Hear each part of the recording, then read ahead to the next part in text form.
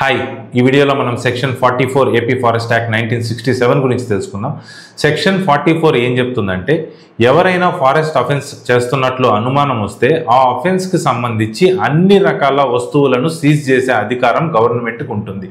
అంటే ఎవరన్నా ఇల్లీగల్ గా చెట్లు కొట్టేస్తున్నా ఆర్ వాటిని ట్రాన్స్పోర్ట్ చేస్తున్నా ఆర్ వాటిని ఎక్కడన్నా స్టోర్ చేసినా ఈ అఫెన్స్ లో ఇన్వాల్వ్ అయిన ప్రతి వస్తువును సీజ్ చేసే అధికారం గవర్నమెంట్ కు ఉంది అని చెప్తుంది. సీజ్ చేసిన తర్వాత ఆ వస్తువుల మీద సీజ్డ్ అని స్టాంప్ వేయాలి అండ్ వాటిని పైన అధికారి ఆథరైజ్డ్ ఆఫీసర్ ఆర్ మెజిస్ట్రేట్ కి రిపోర్ట్ చేయాల్సి ఉంటుంది.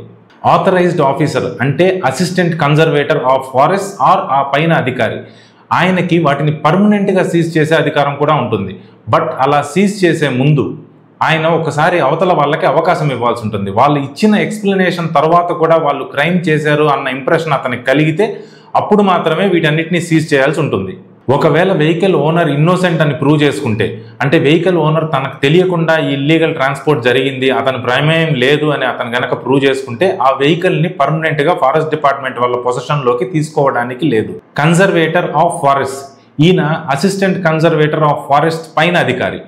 ఈయన ఒక 30 రోజుల లోపల స్వతహాగా ఈ కేసును మళ్ళీ విచారణ చేసి ఆర్డర్స్ పాస్ చేయొచ్చు ఆర్ ఎవరన్నా అప్లికేషన్ మీద కూడా ఈయన ఈ కేసును విచారణ చేసి ఆర్డర్స్ పాస్ చేయొచ్చు. ఫారెస్ట్ డిపార్ట్మెంట్ వాళ్ళు ఇచ్చిన ఆర్డర్ పైన సాటిస్ఫై అవ్వకపోతే అగ్రీవ్డ్ పర్సన్ 30 రోజుల లోపల డిస్ట్రిక్ట్ కోర్టుని అప్రోచ్ అవ్వాల్సి ఉంటుంది. కేసు కోర్టులో నడుస్తున్న సమయంలో అక్యూజ్డ్ దగ్గర నుంచి బాండ్ తీసుకొని టెంపరీగా ఈ కేసులో ఇన్వాల్వ్ అయిన వస్తువులు ఏవైతే సీజ్ చేయబడి ఉన్నాయో వాటిని రిలీజ్ చేయొచ్చు. కాకపోతే అక్యూజ్డ్ వాటిని అవసరమైనప్పుడల్లా ప్రొడ్యూస్ చేయాల్సి ఉంటుంది. ఈ కేసు కోర్టులో తేలిన తర్వాత కోర్టు చెప్పిన ఆర్డర్స్ ప్రకారం ఆ ప్రాపర్టీని డిస్పోజ్ చేయాల్సి ఉంటుంది. That's all about this section.